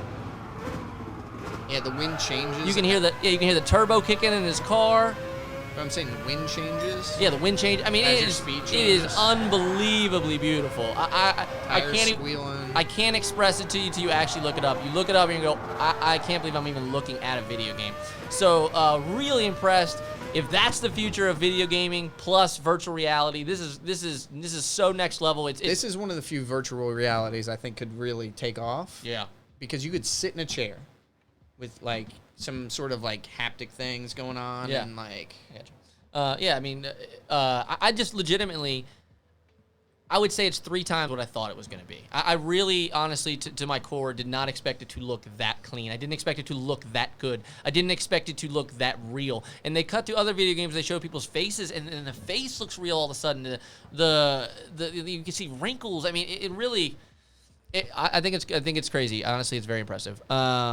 yeah, it looks sick. It looks really sick. That's like one game, but I'm telling you, you look up a couple of them, you'll be very impressed with what they're doing. And I think what I also explained to Lamb was they've now opened this box where all these video game people, developers, have been wanting to develop games, but they normally have to work in this very small box to make it fit for PlayStation or make it fit for Xbox or to make it fit for both. Now they're just essentially working on a PC. You can develop anything on a PC, right? So Yeah. now they can really, it's like the doors have opened. It's going to be really cool. Yeah, it's really weird. Like, I get it from like a business perspective that like you want exclusive titles because your titles like can draw people to your platform. If you have, I want to play the Spider-Man game, so I need a PlayStation. Like, Yeah. I get it, but it's like I really feel like the video game industry would really benefit from like just cross-platforming everything. Everything, yeah. I mean, yeah, if they were just in cahoots together, it would definitely help. I think the time of like limited games per console is over. I think it's just a preference at this point, whether you like one or not. Now, Xbox is also scheduled to release their thing called Xbox Scarlet. Rumor has it it's supposed to be even more advanced than this, but nobody's really proven that yet, and we haven't seen anything yet to prove that. But again, I think both consoles are going to be very similar to computers. I think that's kind of interesting. Very interesting. I'm just picturing like Microsoft just comes out with a computer. It is Like it, Xbox, and it's just like it's a box with an X on it. It's like a computer box. And Yeah. it's literally just a computer console with an You X on the side. pull off like tape when you get home. It Yeah. just says like The core Microsoft. processor on the top. Yeah. Yeah. Whoa. Yes. Okay. So apparently, one of our users just Yeah. said that people want to make everything cross-platform, but apparently, PlayStation is being kind of a jerk about it. And I'm sure that's accurate because why wouldn't people want to cross-platform? The only reason they wouldn't is because like PlayStation's like, no, this is our stuff. I don't want people going. This is our games. I don't want Xbox using it. Okay, fine, then don't use it. But anyway, thought that was interesting. If you guys, even if video games are not really, really cool, maybe grab one of their systems. Yeah, just pick one up quick, $500-600 for one controller and no games. It's great. Bing, bong, bing. You You sell, know, and then you get 3 games and another controller, and you spend $1,000. you Easy. sell a little furniture in your house. Boom. Hey, you got a Yeah. PS5. Hey, I just did you a favor. Huh? Come on, forget about that. Yeah. All right. We also got we got a lot of stuff today. We don't have to get to all of it. We got everything though. Man, okay, so this is a story that's old as hell, but if anybody's listening, I do want to hear people's opinion on this because it seems as if it's a real no, whatever, who cares story. But I think at 6 months, it could be a real story. So the story is a little bit old, again, but we haven't talked about news in a while on the show. Kylie Jenner was put on by Forbes on the billionaires list. Yeah, and was quoted as being the youngest self-made billionaire in history. Youngest self-made billionaire in history off her makeup brand. She has like Instagram following. She has all the stuff that she makes money off of. Me personally, I loathe the term self-made. Yeah, like, when you start with millions of dollars, then you're not self-made Yeah. anything. You just, you know what I mean? Like that's, where's this button at? What's this doing? Not once, not never. Yeah, not once, not never did I call somebody self-made that got a $5, $10, $20 million loan to start their shit. That's not self-made. You Yeah. were made and then you helped yourself. I think that's a slight difference there. So anyway, so she was anointed as the youngest billionaire to make it or something. Forbes, who's the one that published the article. I think the only thing they wanted to identify was that, like, she wasn't born with the money. Like, she wasn't an heiress. Okay. Because there's some people that are born billionaires. Right. I just think that Just because they're, I think who they that are. title is so Yeah. misleading. It's wildly, but yeah. it's abhorrent. I think it's not even close to call it because that puts shade on somebody that like literally started with like maybe a college degree or nothing and built some. That's self-made. This little, you know, I mean, Yeah. You give me a $10 million, I'll make you $20 million. Like I guarantee that's Yeah, how like Bill Gates didn't start with anything. Started Microsoft in a garage and, like, dropped out of Harvard to do it. 100%. You give me $10 million, I'll come up with something and we'll make some money. Like I don't think it's hard to make money once you have money. Anyway. Again, Forbes is the one that comes out with the article. Now, I have gained a lot of respect for Forbes because I don't even know, like they do research into the stuff, Yeah. right? Like you don't just get to say it. You don't just say, hey, by the way, Forbes, I'm a billionaire, and they just publish it. Apparently, they researched it. They asked for tax info. They asked for all this kind of stuff to prove that she was a billionaire, and they provided it. I have no idea how this happened. I guess they maybe got some anonymous tip or they did some more digging. They have since come out with a article. And I think they came out with an article because they were embarrassed. I think they were pissed. I think they felt like they had been had, right? For sure. They felt like, yo, like you used us to get your own fame. So they come out and they actually dig and they find out that's actually not true. So they dig in and they look, and apparently she forged tax returns. She forged earning reports. She apparently they told her that in her first year as a business that she pulled $330 million from her first year in a business. They looked at the tax reports. She only made like 170. Now, it's still 170 million. She didn't make anything. She didn't make nothing. Again, they asked her what was her reportings for the next year, and she said, oh, they reported them as she had made 350 million this year. They looked, it was closer to 100 million. These numbers were doubled and tripled all the way through these reports. Now, at first glance, again, it seems like who gives a shit she lied about her worth to make herself seem more important. But that's a fucking crime. Yeah. Like, you know what I mean? Like, you falsified taxes. If I falsify my tax records to anyone, her dad came into the money when she was a child. Right, that's what I'm saying. But Yeah. you're on my side. Yeah, you're not getting some self-made Yeah. bullshit out of me. if I falsify any tax records, I could go to jail. I'd be investigated by the IRS tomorrow. Now, Forbes put this article out, like I said, because I think they were bitter and that they were pissed, and they said we come out on a limb and say that you're awesome, and then you stab us in the back by being a lying sack of shit. Again, a lot of this stuff is forged. Now, she came out with an Instagram post immediately after. She put something on her site like. She said, a couple selling people that there was forged documents. That's all the proof you have. Ha ha ha. I got bigger stuff to worry about. Essentially, it was the gist. Yeah. That's a paraphrase, but that's actually pretty close to what she said. To me, as a human that's lived on this earth for 31 years, that screams guilt. Yeah. If somebody told me, if I had worked my ass off and become a billionaire, and somebody put out an article and said I was a billionaire, and I was stoked that I'd earned that. And then somebody comes out and said, yo, what, you're actually worth 400 million, you're not even close. And if I really knew that I was a billionaire, I'd fight tooth and nail. I'm not a liar. Don't call me a liar, right? Like that's an offensive thing to call somebody a liar. They called you a flat liar to the public, and you were like, I have bigger things to worry about. To me, that seems like a brush off. I'm pretty sure the truth is not like a... What bigger thing you got to worry about than the truth? I don't think the IRS looking into your shit is like something not to worry about. To me, I want the IRS come to my house. Guys, beat it. I got bigger things to worry about. And I just close the door in their face. I'm in the middle of a Denver omelet right now, and we'll get to what you're. I got snacks to eat. Yeah, I got Photoshop pictures to take. I'm organizing my socks right now, sir. I'll get back to you tomorrow. Yeah, so I thought the story was. I'm not a gossip guy. But like when I read the article originally, when it first came out, it pissed me off. I almost didn't want to click on it. It pissed me off so much because I was like, man, get the fuck out of here with that junk. And I just like didn't even want to read it. Now that it comes out, you're a liar. Now I love the story. Now it's like now I'm being petty about it. But true colors are being shown right here. And actually, it reminds me, and I don't like to get super political on the show, but I don't know if you've ever seen this. Have you ever seen the video of Donald Trump early, like in the 90s, when he was on air with Letterman? Is it Letterman? Yeah, Letterman, not Leno. Letterman. He was on Letterman. Have you ever seen this? I don't think so. We could obviously probably pull it up if we wanted to. In that interview, we should pull it up because I'm telling you, you're going to chuckle out of it. In this interview, Letterman asks him, are you a billionaire? How much are you worth, right? And over the years, people have said that Donald Trump obviously forged a lot of shit. The same reason. Yeah. He like lied about how much. Still lies about how much he's worth. Still won't show us. Apparently back then, he was only worth like $300 to $500 million. And, geez, he was on there so many times. 92. Donald Trump on Letterman. This is a long ass video. Can you type John Letterman, or Letterman, not 92, just put billionaire? So apparently Letterman asked him dead straight, like, how much are you worth? And Trump gets all coy about it, and like, I don't know what I'm worth. I don't know what if you're a billionaire, and then he asked him, are you a billionaire? And Donald Trump again gets all weird about it, like, the legendary late night looks back on the first thing Donald Trump where he questions his worth. Right. All okay. right, so this is the video. I'm telling you, like he questions it multiple times, and he gets weird about it. We'll cut to it for you so you can hear the sound. I think it's interesting because I don't know why you'd even lie, but I know you want to seem like you're like the savvy businessman. Okay, hold on. But it to me, when I hear somebody lie, I think it look. When you hear somebody lie, you know it, man. You're like, oh, that's junk. There's no way that's true. Let's see what we got here. We'll get you a little video action here. Whoa, Letterman! This was when he was doing that HBO shit or whatever. Yeah.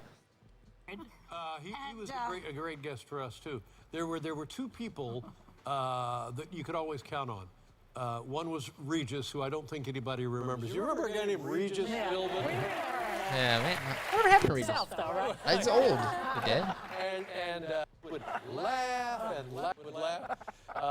and smack around and stuff. Didn't you show his tie one time? Yeah, the tie, just like a bonehead. Well, an interview that you did with him in the late 80s. We're watching this live. Sorry, guys. A bunch of money. We're trying to find this video where he. There we go. Yeah, we have a clip of your. How much are you worth right now as you're sitting right here?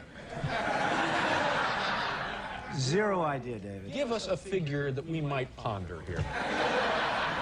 You'll never get it out of me, David. You won't put a figure, just an imaginary figure? Never would. $1 billion. You're worth $1 billion? Perhaps. Perhaps. Perhaps. Perhaps. Are we the low side of perhaps or the high side? Right, like he doesn't look comfortable with the questioning, right? Like He's like, he thought it was going to be fun. he thought it was gonna be fun, and he's very uncomfortable with the questioning, which tells me he wants to be perceived as a billionaire, but not actually be a billionaire. And I think, but that again, it only relates to the story that we're talking about, but it relates in the sense of how much is a fucking enough? Like for real, you got to come out. You make $500 million, and you have to go and say, "I'm a billionaire." I even that actually confuses me. I saw a thing that said like nobody should be a billionaire at 999 million. That's it. That's it. You're Everything done. else you make from then on goes to charities. I totally agree with that. There's nothing. And maybe you get like a little gold star next to your name. Like what do you guys think? Should does Twitter anybody check? need to be a billionaire? Does anybody even have the right to like be a billionaire? I'm saying you get that verification check, but like kind of like that, but a billionaire star. You get a billionaire star. That's cool. You made it. You made it. But the rest of the money you make just goes to charities. Now it's time to start giving back. You already did it. You got it. You made it. And now you can, then if you drop below, say some shit happens, say you're worth like 1.1 billion, and then you drop below. Now you're only 900 million. Your company is not doing great. You can go back to 999. It's not like you just like lose it. Like you can always get back to 999. I also think, like I said, and I don't bring that up to bash. I only for me as a person, when you watch somebody, like you go back and watch like, O.J. Simpson, or you watch Bill Clinton give his speech. You watch people that you've known have actually lied, and you go back and watch it. I mean, obviously hindsight's 20/20, but I think sometimes the tells are so incredibly obvious. Like everybody just watched The Tiger King. When you watched Carol Baskins talk about whether she killed her husband, it is so anxious and uncomfortable to sit through because every fiber of your being is like, what? That doesn't even sound right. Like everything she's saying sounds like a bold-faced lie. You can hear that. You can feel she's uncomfortable. You can actually feel it through the TV. Some news about her just came out. Hey, that's right. Hey, talk about relevant. Carol Baskins, get some news came out. If you're a Tiger King fan, if you don't know the story, Carol Baskins took over her husband's tiger business. So she didn't own it or start it. Her husband had her late husband, I should say, had a very successful business where people could come in and pet tigers and take pictures. Her husband wanted to divorce her and get rid of her. She was very young. She was like in her 20s. And apparently she was crazy. She was waking him up in the middle of the night with like a gun to his head, telling him she was going to kill him. She started getting like, got like newlywed stuff. Right, just, husband and wife bickering. You gonna do the dishes? Right, just I'll blast you. I'll blast your ass. You forget to do the laundry. Right, you're all walking around with bullet holes all the time. That's what we do. How's marriage been? It's up or down. So Carol Baskins apparently. Sorry, I gotta say this. Go for it. So there's a line from Married with Children. It makes me laugh every time. And so Al, Peg, his wife, says, "Oh, Al, you missed me." And he goes, "With every bullet so far." That's actually really funny. That's a really good bit. That's something that would only work on TV. Like in real life, it wouldn't even be funny. No, it would not even close. There was nothing about that would be funny for anybody. So anyway, Carol Baskins, her husband, like I said, he was going to file for divorce. He got all these restraining orders against her, even though she's his wife. And mysteriously, after all these restraining orders come out, after he tells multiple friends that he's very concerned for his well-being, that she's acting insane, he goes missing. Nobody can ever find him again. His body's never been found. This guy that was a millionaire all of a sudden we just can't find him. He's missing. All of a sudden, all these paperwork forms that in his will, he wanted to give all of the shit to her. Everything. Every single thing he had wanted to give to her. That's kind of weird, right? This lady that likes waking you up in the middle of the night with guns and stuff, that's what's in your will. Like, not to mention, the will had been created like 2 weeks before he died. Yeah, it's weird. It's weird all during all this, all this really tense time between the two of them. Yeah, very tumultuous time in a marriage. There's guns being brought. There's all this shit, and then they all of a sudden they get a will come out. Now, that will has now been looked at by two handwriting experts, considered experts. Both of those experts agree for sure. They said with 99.9 accuracy, they're absolutely forged. Now, that doesn't surprise me. I looked at that girl's face, that lady's face. I know she's lying.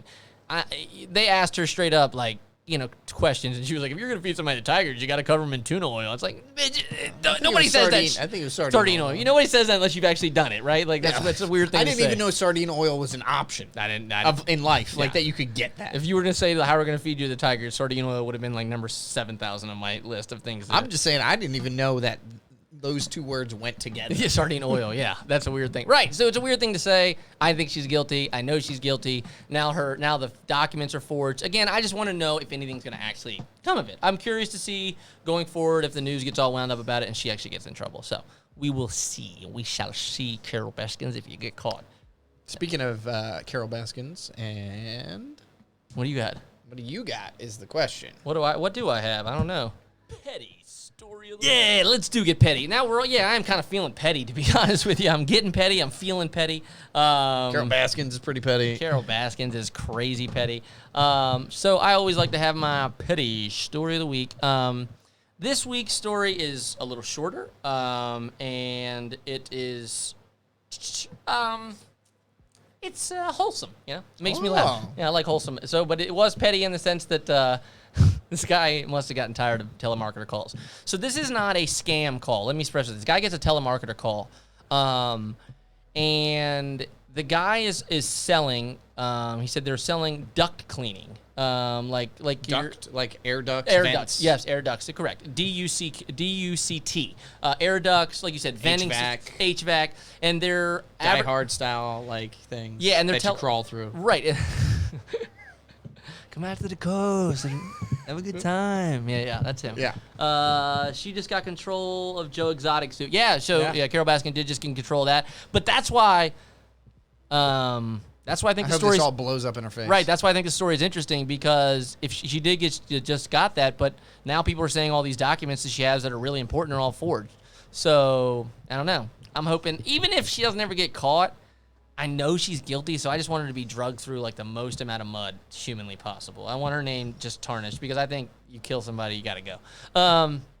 Anywho, this story, like I said, he was tired of getting these telemarketing. Apparently, this guy, they called all the time. I've never got a telemarketer call from a duct cleaning company, but apparently this guy was getting them all the time. He said the guy called, and he said he acted very interested.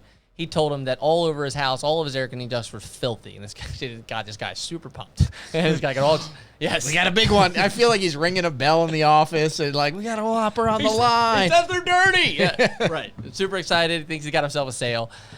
He said then I asked if they come to my house for the cleaning or I have to bring them somewhere to be clean. The guy was super confused. As he should be. Right. If he knows anything about ducks. He started asking me about the size of my house, and I told him that he said I keep all my ducks outside in a pen. And he said, I can even go outside and get one. We can take a look at it right now. And the guy said, why do you keep your ducks outside? And he literally had ducks, actual ducks in his backyard. And so he said he went out and grabbed one and started yelling at it. And then he put it down, and apparently the duck ran away, so he started screaming, Leonard, get back here, Leonard. And the guy on the phone's like, sir, I think we're talking about different things. He's like, hold on a goddamn minute, I got to get this duck. So apparently this goes on for like 5 minutes. Apparently he's on the phone, the guy keeps telling him, like, are you sure we're talking about the right ducks? He's like, there's a ton of them out here, and the ducks are like running around the backyard. And he keeps screaming, and said eventually he looked back at the phone, and the call had been disconnected. So, I'm sure this guy's really tired of telemarketer calls. That is a really ridiculous way to handle it. I have never prank called a telemarketer though. I should. I've never done it either. I've told him to F off, or hang up on him, but I don't think I've ever like come up with something clever like that. It's so mentally taxing to do it. You're on the other end of the phone, and this dude's screaming Leonard over the phone about this duck. I might hang up from the very jump. I don't know if I'm lasting 5 minutes. Like, there's so many ducks out here. I'm like, this dude has no idea what I'm talking about. I'm hanging up this phone. Or maybe you're He saw his opportunity, he took it. Maybe you sell nothing all the time, and your job just sucks. Or maybe you're just enjoying it. You're like, I'm going to ride this wave, keep myself busy. That's what I'm saying. 'Cause if I hang this phone up, I got to call another schmuck and try and get him to buy ducks. Maybe you actually have this guy buy duck cleaning, right? So I thought it was a really funny story. It was wholesome. It was funny. Made me chuckle. So I decided that we're going to have, since we're doing this petty story thing, we're going to have some sort of rating scale. Yes, we do have a rating scale. I decided that we're going to have a 1 to 5 scale of Tom Petty's. Tom Petty's. How petty was it? So one Tom Petty we'll say is about free falling. Yeah. 5 Tom Petty's is him being the voice of Lucky in King of the Hill. There you go. Wait, reversed. Oh, wait, it's reversed. Is 5 free falling? 5's the worst. I thought, that's what I was. Yeah, oh, okay. So 5's the worst. Okay, 5's the worst. Okay. So 5's the worst. Yeah, free falling, nice, easy. See, I think free falling. Like, I'm looking at this picture of the skydiver free falling, so I'm thinking it's bad. All right. We can switch it around. We can, I don't care. All right. Yeah, we'll switch it around. Okay. All right. I think free falling sounds scary to me. All right. Yeah, well, you're afraid of heights. So all right, so 5 Tom Petty's is free falling. 1 Tom Petty's him is Lucky on King of the Hill. So I would say this is just a 1. This is a 1. It's so wholesome. It's friendly. Yeah, it might even be half a penny. Right. It's just it's a half a penny. Yeah, that guy that was trying to sword fight his wife. That's more up in the 3-4 range. You know. But the one guy was it peeing on the Doritos? Yeah, peanut. That's like a 5. A 5. Yeah, that's right. That guy peed on his sure. friend's Doritos because they were eating all his food. That's a total 5 petty level. But this was funny. I'm sure the guy at the office got a really good chuckle at it. I'm sure this guy was really. This is funny. a great story to take home. You can tell your family about this story. 100%. So love that story. Love the petty stories of the week. If you guys ever see anything super petty, or if you have a personal story that's crazy petty, I'm your guy. Send it my way. I do want to listen. Anytime you maybe prank somebody, got somebody back, got revenge, sweet revenge, let me know. Anything else we got today, man? I think we wrap up the podcast. Wrap it up. Maybe keep the Live stream rolling. Yeah, if we can want. keep the live stream. Yeah, but for the podcast listeners, man, we really appreciate it. We're going to keep going here streaming for a little bit longer. But for the podcast listeners, we appreciate you guys hanging in, man. Again, one last time on Twitter. Not Twitter. We don't have a Twitter yet. I think we do, but I didn't post anything to it yet. Twitch, on the old Twitch. Go to #2 Dumb Idiots and hit that follow button, please. If you've never used folks. Twitch, I totally understand. Most of the time, it's just for video games, but it is for streaming. So people do chatting there, people do building, people do, hikes on there. You can watch people do live anything that you want. If you want to watch somebody body paint live, anything live, they have it. Now, again, it started as video games, but it is now branching out and just maybe a live streaming service. That's what we use. It kind of helps you out, gets you some fans, gets people following you. So, #2 Dumb Idiots. Look us up on Twitch and follow along. You guys can comment as we hang in. But I'm Hit Nick. that heart. I'm Kevin. We're 2 Dumb Idiots. Hey. Yeah, I mean, I've been called dumb once or twice in my life.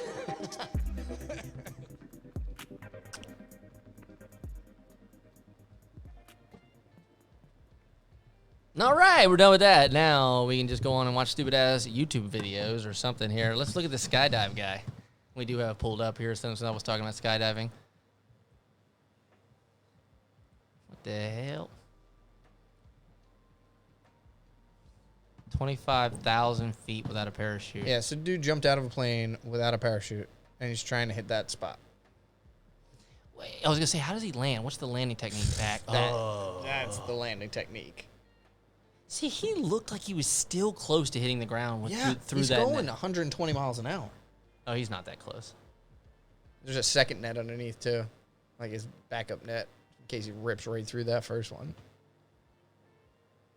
That is crazy to me. I love that he's wearing a helmet. What's that going to do, bro?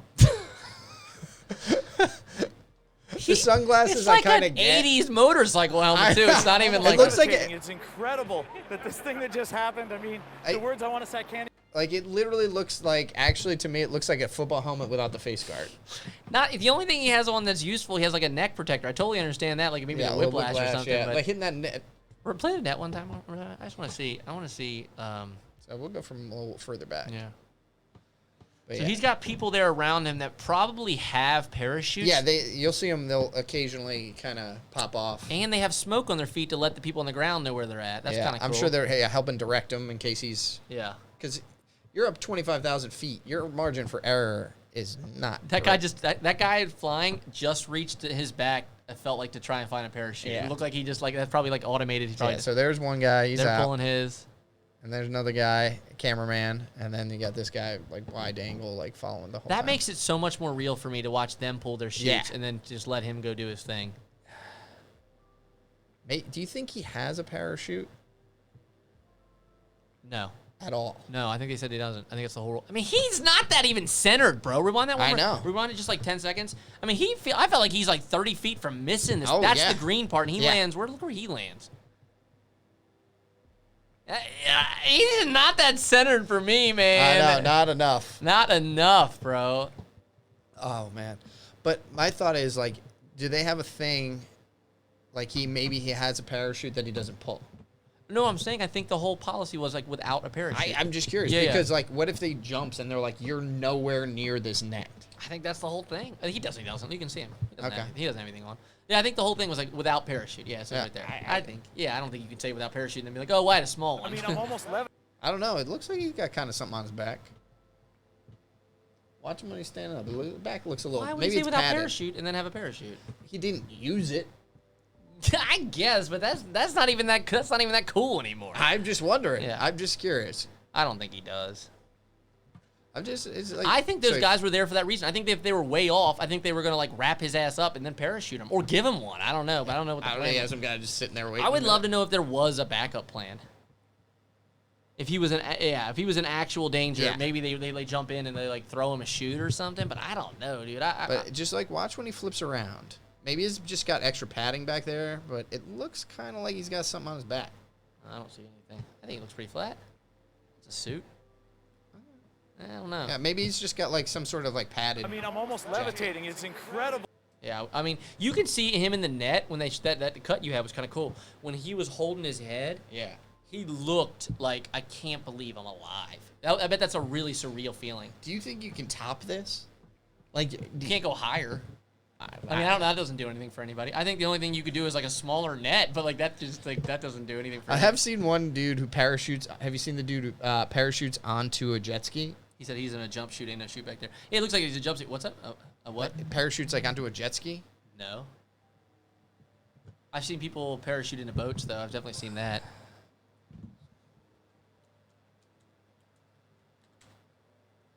Man, you ever watch these videos of people diving off cliffs, too, man? Those are some of my actual favorite, dude. I love watching people, like, backflip off cliffs and shit. Just get wild. This one. I got that booty. What's this dude doing here?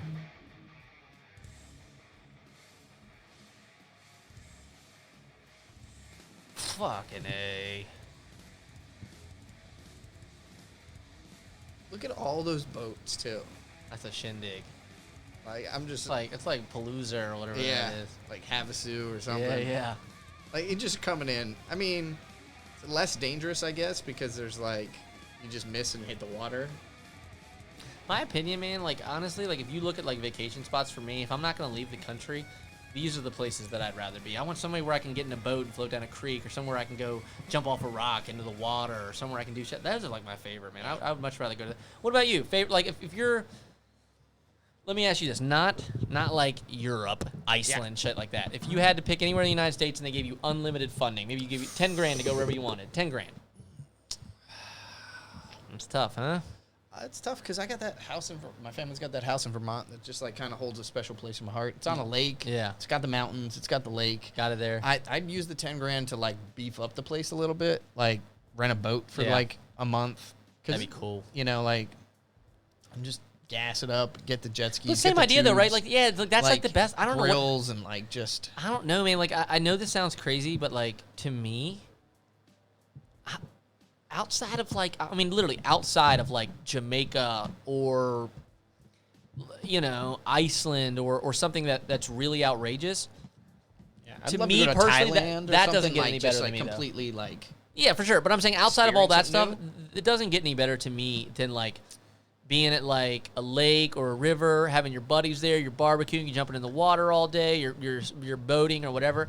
That to me is the ultimate vacation. I think there's nothing more relaxing. I think that most vacations people get stuck in a groove of like we have to do things, right? Like if you're in Disney World, you have to like you got to go to the parks, or if you're in and if you're in San Francisco, you got to go sightseeing, you got to walk around, and that's all cool and all, but just chilling, having a couple beers in the sun, somewhere beautiful, getting in the water. I don't think there's a better vacation, man. What you got here? I live in a vacation spot, send my ass to Colorado, the mountains, somewhere away from civilization. I get you. Yeah, that's the Vermont house. Like it's no civilization, but it's got everything you need. It's got, you know, full kitchen, bathroom, and all that jazz. So you're not like worried about that. And then, you know, just chilling, like food and books and beers and just like, and it's always about company too. For sure. Like I would much rather travel.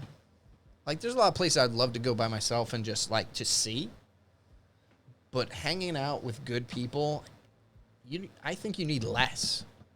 My cousin said another cabin trip for sure. Yeah, we put together a trip in my family's cabin. My family has this old ass cabin in Pennsylvania up in the mountains, and you know, we completely overdid it. I don't know how old I was. I probably was like 19 or 20 when we went. Actually, I might have been 21 because I know we bought booze, but maybe I wasn't the one that bought it. But like we knew that like 10 people were coming. So we way overdid the booze, and like actually we still didn't drink all the beer, which is crazy. But we drank all the beer, and we had to get more. Yeah.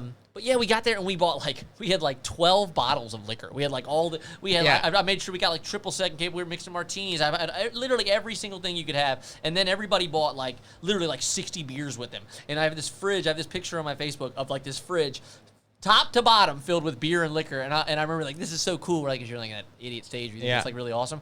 Like 3 days in, we were out of beer. And I was like, that is insane, dude. Yeah. I looked around that you can physically look around at your friends and look at their stomachs and say everybody here is drinking too much beer. You can 3 days of drinking beer will actually show on your body, dude. Oh yeah, within a very short period of time. You have 10 beers 3 days in a row, dude, you're gonna look like you had 30. So I know you're gonna look haggard. Yeah, you are. So that's my favorite vacation spot. Just a little family fun. But honestly, man, if I had to do it again, booze would matter little to none for me. Which is crazy how you It's evolve. weird because like as I've evolved, like I enjoy beer more, but drinking less of it. Yeah, I feel that. Like I like really nice like beer. Yeah. And like sipping on that, like 2 or 3 like nice beers. There's plenty. That's it. That's Yeah. all I need. I'm saying when I was like, when early 20s, the goal was you just get as wrecked, as shithoused as possible. You remember getting angry at how much like a 30-pack costs? $15. You're You're like, like, bullshit. Yeah. I'm not buying. What am I, a billionaire? Yeah, You know? Donald Trump over Yeah. here. Yeah, I mean, that was always the goal, just to get as banged up as you can. And then I think as you get older, you realize, like, yeah, getting banged up is kind of cool, but like, But the road there is really the fun part. Also though, I don't respond to getting drunk the same way I responded when I was 20. When I was 20, I'd never been drunk. So like when I was drunk, I was like, you're having all these things happen to you, and you're like, it's kind of cool, it's unique. The next day, you're like laughing at the hangover, if you even had one at all, right? You're like, this is awesome, right? I was so drunk, I feel miserable. Now it's not that cool, and it's 10 times worse. It's like, man, I don't really feel. I don't want to ruin the next day. Yeah. Like I want to do stuff the next day. Yeah, less booze, more floating. More floating down the river, yeah. Now, my family's cabin is cool in the sense that we have a creek maybe, 100 feet from the cabin. There's a couple of places, there's like some hills and stuff. You can't like just walk right up to it, but you can drive up to the top. I guess it's not like even uphill, but you can drive like the top of the river, where people jump in at. And depending on how far you drive, you can really decide how long you want to float. You want to go up really far, it can be a 4-hour float. You want to go maybe halfway, you can have like a 2-hour float. Last time we did it, person in our chat brought like an actual floatable like raft, and that's just where the cooler of beer sat. So we had like a whole separate raft for the beer, which is everybody's like, hey, pass me the boat. You pull in the boat in, grab a beer. It was great. That's how you learn how beer floats too. So it's always a great time. Great time. What else you got here, man? Yeah, I'm good. I just wanted to make sure we give a make sure we shout out some people, man. We had a really good time with you guys today doing some podcasts. We'll be doing another one Saturday, maybe even some beer Olympics on Saturday. If you're new here, man, please give us a follow. We really, really appreciate it, man. Nobody needs to stop to pee on the float. That's right, dude. We just keep the water, make it warmer. That's all we need. But man, if you guys been hanging with us the whole time, we really appreciate it. Like always, man. We're just finding new ways to talk to people, man. We love it. Love hanging out with you guys. Click that heart, click that follow. Appreciate you all coming in. Hell yeah. Paul, appreciate hanging with us. And man, that's it for me, man. I'm Nick. I'm Kevin. And we're two dumb idiots, guys. You guys have a good rest of your day. Thank you. Hey, and fix that camera.